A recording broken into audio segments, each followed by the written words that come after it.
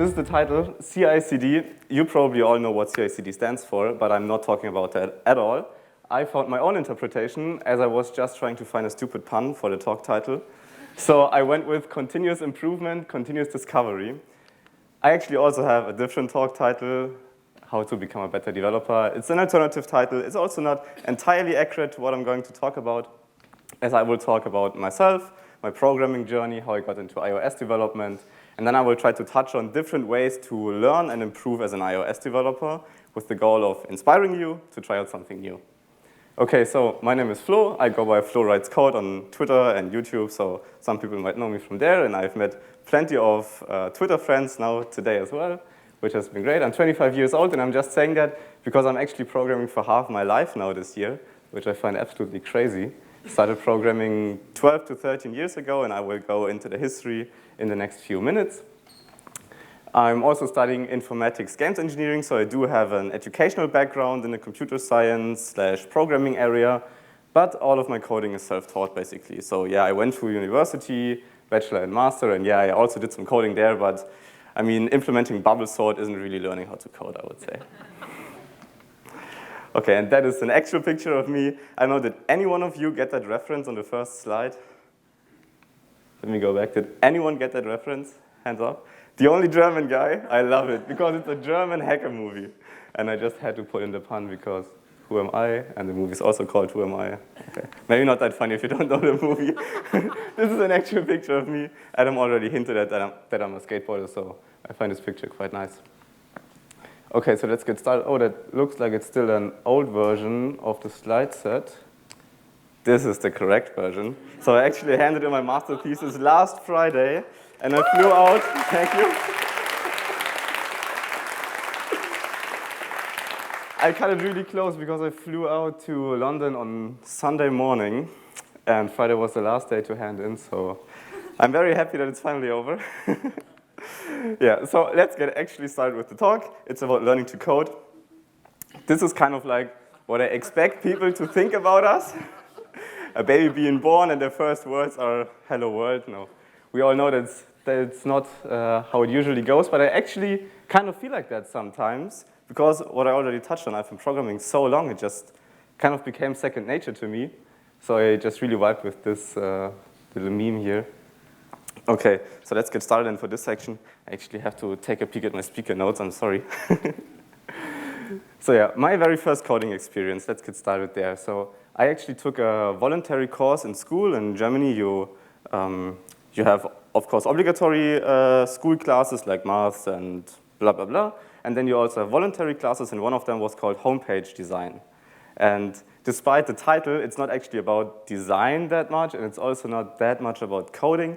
What we did was we maintained the school's website. So we created new banners, we created new pages, did all of the content management and all of that boring stuff. And then part of that time, we also actually got introduced to coding. So we got introduced to HTML and CSS, so the very basics of everything. And what I still remember of that time is that my teacher had a physical binder of printed out pieces of code on paper. And he always went through them one by one. Some of them were even handwritten. So this was my very first experience, and of course, this was in 5th or 6th grade, so very early on, not on a high level. It was just an introduction to HTML and CSS, but it was a nice foundation nevertheless. Okay, so let's get started. As I said, I want to tell you about my story, but also make you take away something. So the first chapter of this talk is called Learning from Books. Well, that's also not entirely accurate. By now you know I'm very bad at finding titles for my chapters and talks. It's actually more about written content in general. So by books, I mean physical books, e-books, articles, all of that kind of stuff. So it should really say learning from written content.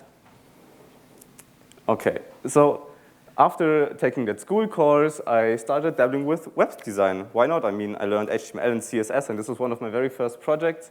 It was called Ambiance, I think. And the idea, as stupid as it may sound, was to take musicians on one side and to take artists or painters or people like that on the other side and try to let them find each other for album art, like the album cover art. I don't know why I thought that this was a problem that needs to be solved, but I don't know. It obviously never launched, as this is just HTML and CSS. This is literally the only side of that project. So no artists could upload images, no musicians could upload music or anything. It was just me playing around. But the part that I want to talk about here is my approach, which was to get a book on HTML, get a book on CSS, read through them, and then just apply what I learned in these books. This eventually turned into a very big issue, which I will get into over the next few slides. This was one of my next projects, and by this phase, I actually started also using PHP, and we already heard about PHP from Adam and Donnie in the beginning, I think, and Adam was very scared to talk about PHP, as most people are. This was one of my first PHP projects, basically a Facebook clone, and it had a working timeline, people could post. Unfortunately, this is the only screenshot that I had. But people could also post images, you could see who's online, add friends, friend requests, group chats, blah, blah, blah. It had everything. And this was one of the very few projects that I actually hosted in the beginning. And a few of my friends used it like once or twice maybe. So yeah, but that gained me a lot of experience. And this is where I started having issues learning from books, because I learned one way to solve a problem and then applied that to every single problem I could find. And one of the prime examples was in PHP fetching data from MySQL. I only knew one way to do it. I had no idea about advanced SQL queries like joins and stuff like that, unions. So I always read out the entire table and then tried to use that data. I don't know what was going on with me, but this is one of the issues that I had with books. And then after that social network, I started getting really into browser games. Did any of you ever play a browser game, like Shakes and Fidget or something like that? Yeah, a few people, some of the younger people, okay. Thank you. Yeah, so I got into that and made a few browser games myself. I was inspired because one of my friends at school, he was 2 years older than me and two classes above me, I think that's how you say it in English. He also made his own browser game and he hosted it, and I had a lot of fun playing it. So then I got inspired and created this one, and I created another one on which I also did a very cringy YouTube series, so I would not look it up, but if you want to. This is the channel name. Yeah, I would not look it up. So all of this is in PHP and MySQL. It was basically a game where you could take quests that would then need like an hour to complete, and you would get rewards. You had your guilds, you had PvP, and so on, so some pretty advanced stuff, but this was all in 2013, so quite a while ago, in the very beginnings of my programming journey.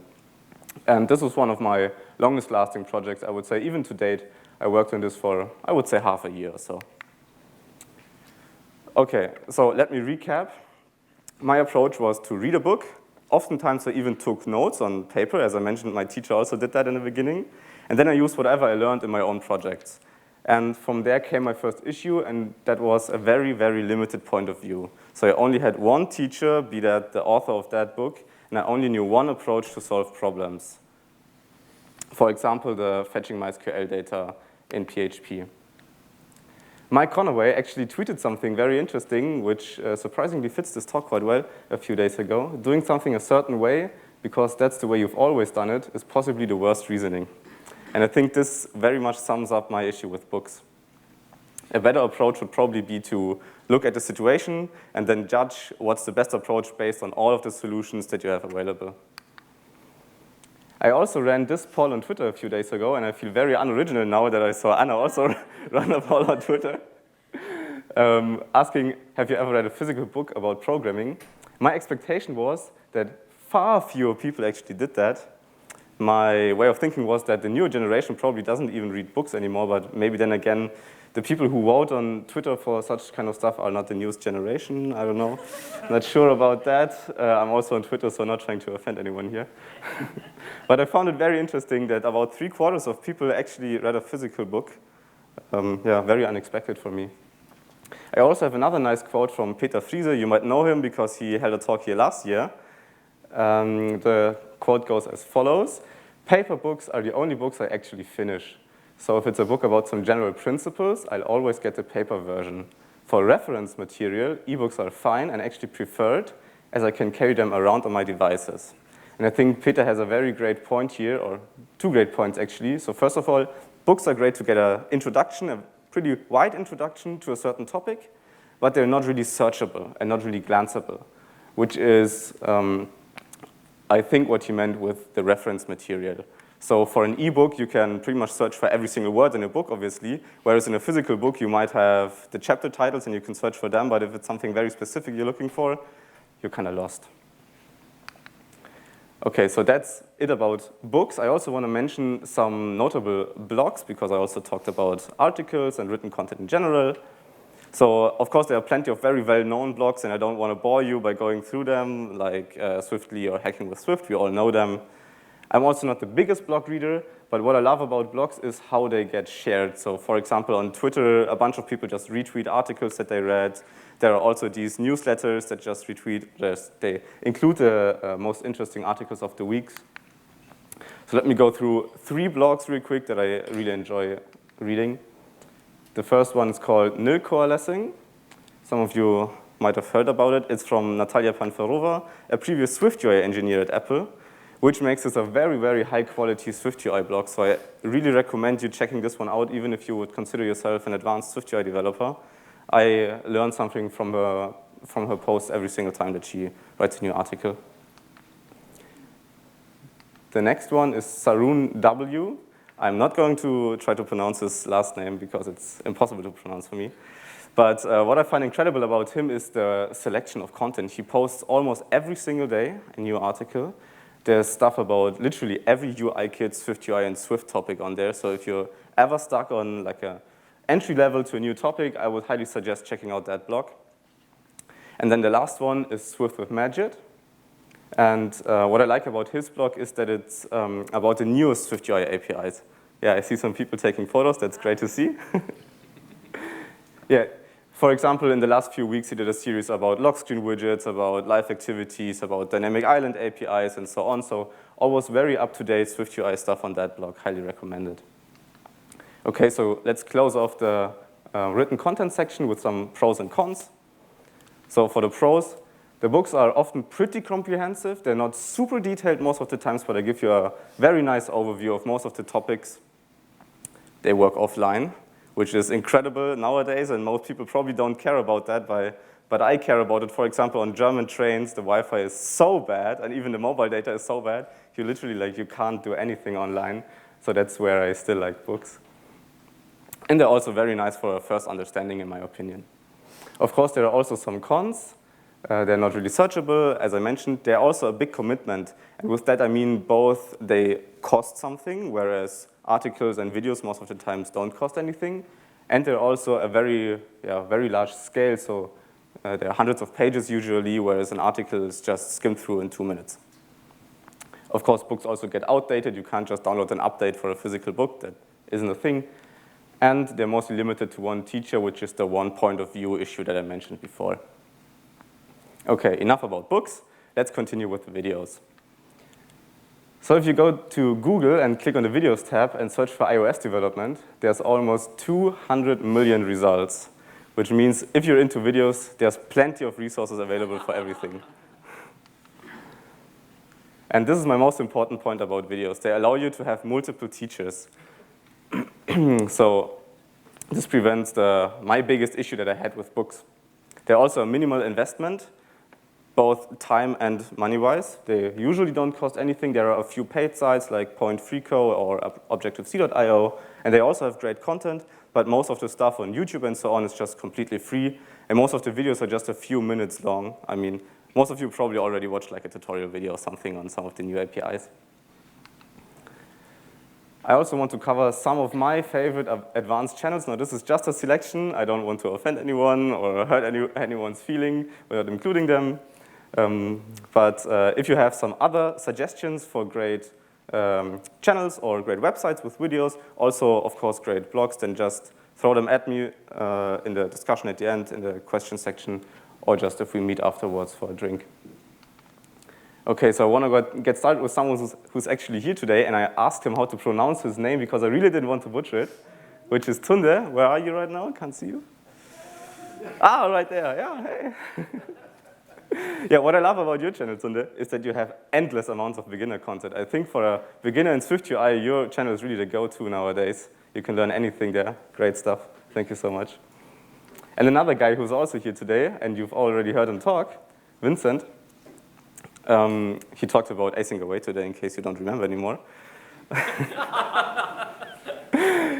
What I love about Vincent's channel is that he has foundations of the Swift language as well. So he has a whole series about all of the different attributes and annotations and so on in Swift, and that really helped me understand some of the stuff like discardable result or things like that that usually don't get covered by blogs or videos or even WWDC videos. And then the last one, which is not really on the tutorial side in my opinion, is Sean Allen. He has a monthly series, I believe, called Swift News, where you basically get a quick overview of the most important articles, new APIs, new devices, anything going on in the developer scene. That's not everything. Still have a few more channels to recommend. As you can see, I'm really into video tutorials. So the next one is called Swift and Tips. And this one is about advanced Swift UI and Swift topics in some amount of detail. So I wouldn't call this a beginner-friendly channel. It's more for advanced people. Very similar to Stuart Lynch. He goes into incredible detail with all of his videos. So if you ever feel outpaced by some of the very short tutorials or something, Stuart Lynch is my absolute #1 recommendation. He makes 20-minute videos about a single API, so very detailed, always includes a bunch of examples, can only recommend the guy. And then the last one is Code with Chris. I probably don't have to say anything about this. I mean, he has over 500,000 subscribers on YouTube, so most of you probably already heard from him. But I had to include it because I also teach at Code with Chris. Okay, so let's go over some of the pros and cons of using videos to learn. So the pros, you have a small commitment, both time and monetarily. You have 2 channels of information, whereas on a book, for example, you only have 1 channel of information, which is the written content. In videos, you have audio and video, so if you can see stuff, and then maybe they also explain it in more detail in the audio channel. And there's tons of supply. I mean, we saw 200 million results in the Google search. And then for the cons, you have a given pace, which is not the case in books. So in books, you can just read in your own pace, whereas videos have a given pace, they have a given speed, and it's usually a hassle to stop and go in videos. So if you're not into that, as I said, I recommend Stuart Lynch. And also, videos can get outdated, but a bunch of the people who create videos actually just create a new one when the API changed. Okay, I want to briefly cover learning from courses as well. I'm not too much of an expert in this area because I've never taken one of those programming courses. But if you look at Udemy, there are also 10,000 results for iOS development, which I think is quite a lot. My issue with courses is very similar to the one of books, where it's mostly just one author, right? So you would say that courses are like videos, and I mean, technically they are videos, but they're a way bigger commitment. So I think taking a course from just one author is not comparable to watching a video from just one video maker.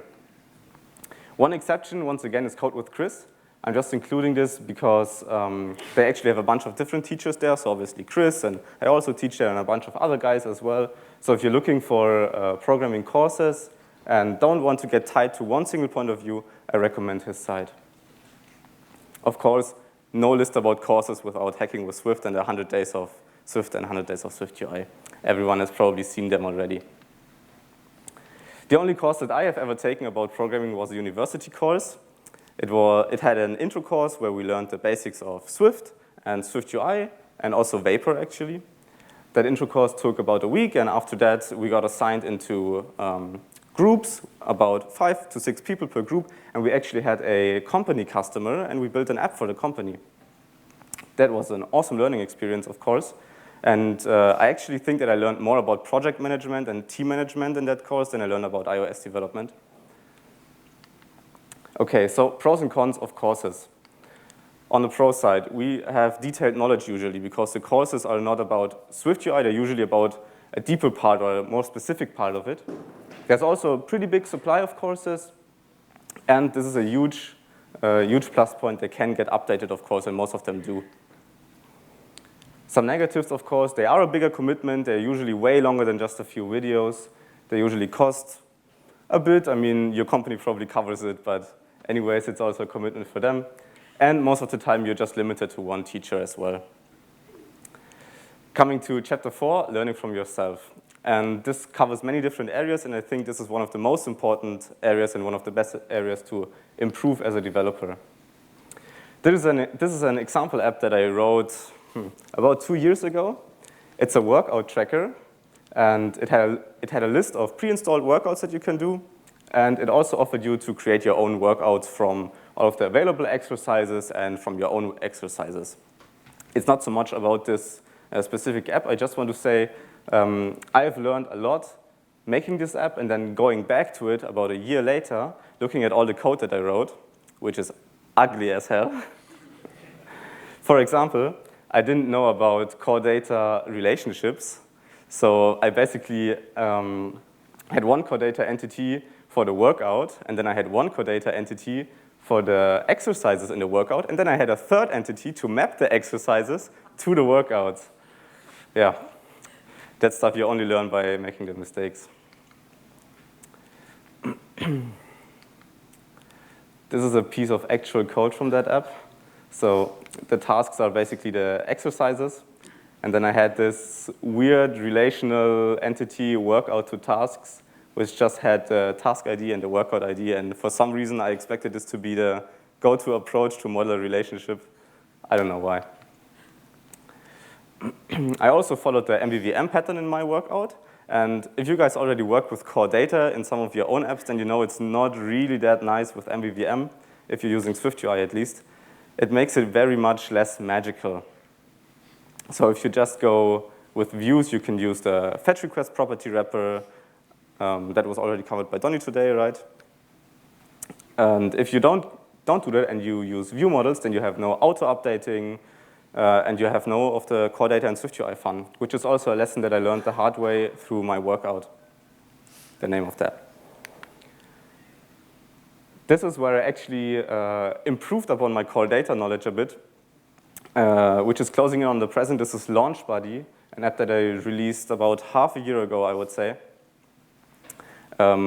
This is my second most ambitious project yet. And the only one that was more ambitious was a marketing image creator. And I refactored that app like 4 or 5 times, but I'm not going to go into detail. I'm mentioning Launch Buddy because here I actually learned what core data relations are. And I also went away for MVVM for the first time in 2 years of using SwiftUI. And I actually absolutely love it. It makes stuff so much easier to just drop the view model, especially if you're using core data. Okay, so to summarize, how can you learn from yourself? You can review your own code. This works best if there's some time between you writing the code and you reviewing the code. If you write it and then review it right away, there's basically no learning effect, I would say. You can help other people answer their questions. And a very important point, and I really want some of you to try that out, is to share your knowledge. So I do that on my own YouTube channel. I do that on Twitter and on Code with Chris. And I will also have a quote about this in just a few slides. How I got started with the YouTube channel, I want to quickly talk about that. I mentioned to you the university course that I took, where we had an intro course about Swift and SwiftUI, and then we had that huge project phase, which was a lot of fun to me. So I wanted to stay part of that program and join the management team. And I wanted to help them remake all of the introductory courses, so learning Swift and SwiftUI for students. But unfortunately, they passed on the management to a new team, so this wasn't a possibility anymore, so I figured why not share my knowledge anyways, so I started the YouTube channel. Yeah, I also started a Twitter account, which is one of my favorite ways to learn and share about iOS development nowadays. So here's the quote from Stuart Lynch. I already mentioned his YouTube channel a few minutes ago, and what it boils down to is that he goes back to his videos and learns from himself. And this is something that I also notice with myself. I often go back to my old tweets about some new SwiftUI APIs, which I just totally forgot about in the meantime, or about, I did a very extensive series about WidgetKit on my YouTube channel last year. I also regularly go back to that because I just forget how to implement multiple widgets or intent configurations or whatever. So sharing your knowledge not only helps others, but it also helps you because you can get back, and also preparing the videos, the articles, the newsletters, you learn so much in the process. Okay, so pros and cons of learning from yourself. it's a natural process, and you're completely independent from anyone else. I think these speak for themselves. The cons is that you actively have to do it. So it's not like you write your own code and then you probably have a magical moment of enlightenment and you get new ideas. You actually have to go back to your old code base. You have to have a look at it, understand which weird design patterns you thought were appropriate. And it's also, of course, a lot of overhead. If you just want to keep programming, then why would you go back to your old shitty code? OK, next chapter is exploring new APIs. And I'm running a bit low on time, but I think I can squeeze the last few slides in. So this is what my AppStore Connect account looks like. A bunch of apps, some of them with very weird icons, I have to admit that. I'm not a designer at all. But this goes to show that I really love to explore new APIs. Now, for example, the sleep tracker widget here, which a friend of mine, Jordi, actually mentioned last year at this conference, was my way of exploring WidgetKit. It's basically a widget that lives now also on your lock screen, but back in the day it only lived on your home screen, where you could tap the widget, it would act as a button, and it would log your sleep duration. So you would tap it once in the evening, once in the morning. That was just my way of playing around with WidgetKit and getting to know it. This is what the app looks like. So there's the widget on the left, and then some of the App Store screenshots here. OK. So I also had a second poll on Twitter asking which way of learning iOS development people prefer. And these are the 4 options. And I think the results speak for themselves. Most people prefer to work on real projects, which is kind of like the same of playing with new APIs, I would say. Also, just a side note, I found it very interesting that the second poll only had about half the votes compared to the first poll. So maybe don't do too many polls on your Twitter account. OK, so let's wrap this chapter up as well. Some of the pros. It's very exciting to play around with new APIs, of course. It's a lot of fun. It's something new. You've never worked on Dynamic Island APIs, for example, if they just came out a week ago. And you're also working very independently, which is also a con, I would say, because there's often very little help. The Apple documentation is not the fastest to include new tutorials. Sometimes, for example, the Dynamic Island stuff isn't even covered in the WWDC talks.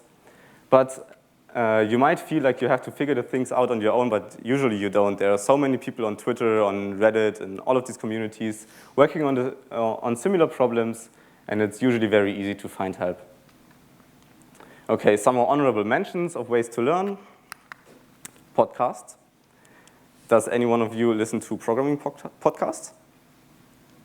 A few people, OK, yeah. I like to listen to them while taking a walk.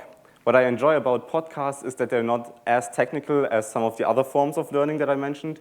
I feel like podcasts are more about everything around iOS development, so learning about new apps, learning about marketing, how people distribute their apps, and so on. Then there are, of course, conferences. I mean, you're all here to learn, probably, and to connect with others.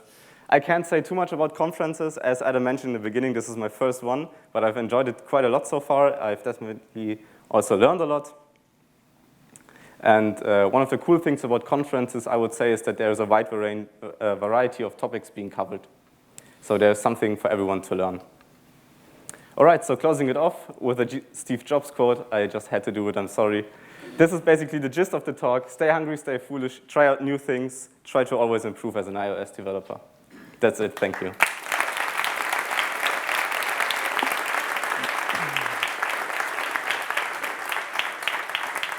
Awesome, really awesome. What was I going to say? Yeah, I thought I'd paid you to like give me a mention on the... I think that didn't come true yet. You know, you better just double up. Yeah, maybe I just didn't pay enough. But it's funny because there's a question coming which says, #Adam for Prime Minister. Now's the time. Now's the time. So now is the time. Really? The job is up. It's on LinkedIn if anyone's interested. We've got one saying, how do you feel about Objective-C being phased out by Apple? You mentioned I'm scared of C, and Objective-C, That's very close to C, isn't it? Yeah.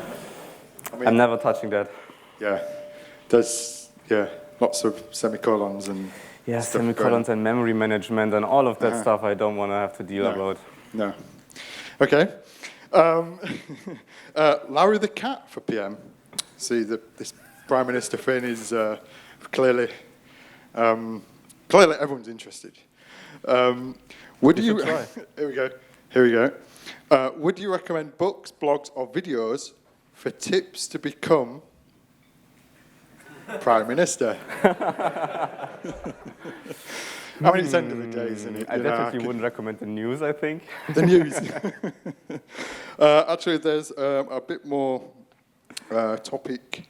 Here we go. What's the Mac app you use to... Oh, it's just moved. Hang on.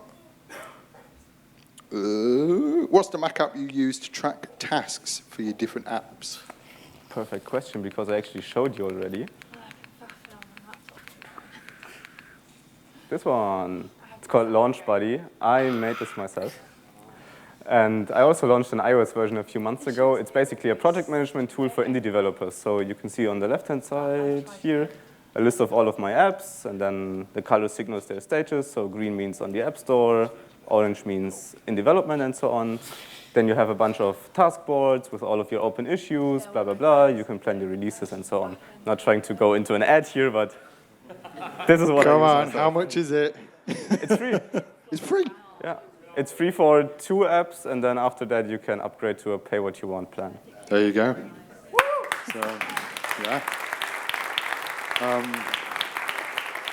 Because, wait for this. How many people in the audience are using Jira? Okay. So I actually joined a new company in the last sort of 2 months-ish. And they were like, oh, we don't use Jira. I was like, okay, that's cool. We use an app or product called Linear. Mm-hmm. Has anyone else used Linear? Yeah, I've tried it. Tried it? Yeah, it's really interesting. It looks very similar to this, actually. Yeah, this is just a basic Kanban board, I would say. Yeah. It's very much inspired from GitHub's projects feature, but I found that it lacked some integrations that I wanted, like knowing in which store you're distributing your app, which version you have right now, and so on. That's why Nice. I made my own app. Yeah, perfect. What have we got? Some recommendations on podcasts? Oh, yes, I do. I wrote them down because I can never remember their names.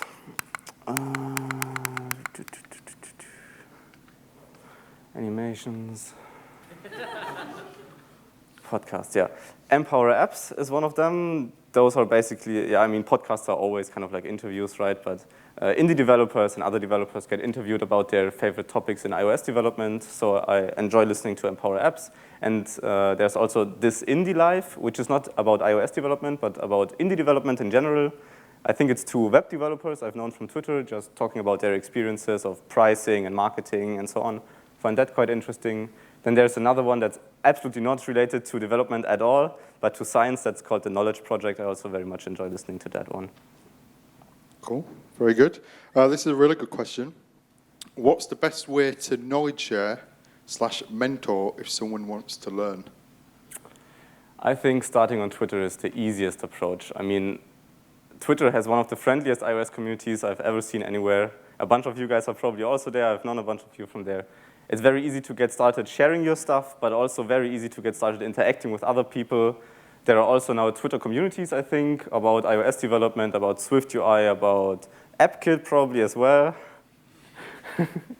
And people ask questions there, and you can just get together and try to find answers. Nice. I really like this one at the end. What about Stack Overflow? If you want to get hated at for your stupid question, then you can also go to Stack Overflow, yeah. I mean, who's using Stack Overflow? Right, yeah. I mean, everyone. And then finally, someone's put swiftui-lab.com is also awesome, just in case this is useful for someone. Yeah. And someone's also put, FYI, anyone Jonathan from the Swift Arcade helped me land a job, basically. So check him out. Yeah, Swift Arcade is also very cool, yeah. Yeah. Cool. It's a YouTube channel, I think, right? Yeah. Yeah. Bunch of very nice resources to find. Awesome. Is there any questions in the room for Flo? Oh. I guess you just Anyway, have to shout. Martin, you need to come down anyway. So, I wanted to, you didn't mention docs at all. Sorry, come again? You didn't mention documentation at all. How do you feel about that? Yeah. I did not mention that, you're right. I feel like documentation is very similar to the whole written articles thing.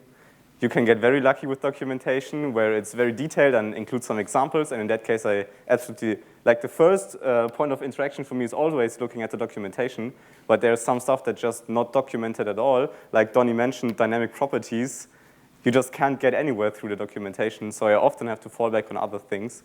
That's why I didn't mention it, but of course documentation is one of the first approaches anyone should take to get an understanding. Of course, only if you already have a basic understanding of what's going on in general. So if you've never touched SwiftUI, I don't think that I would start looking at the documentation. I think I would start with WWDC videos or something similar to that. awesome. Yeah, I was just thinking, like, we need to give people who've never spoken so much more opportunity. I mean, genuinely, that was really good. Thank you. So yeah, round of applause for.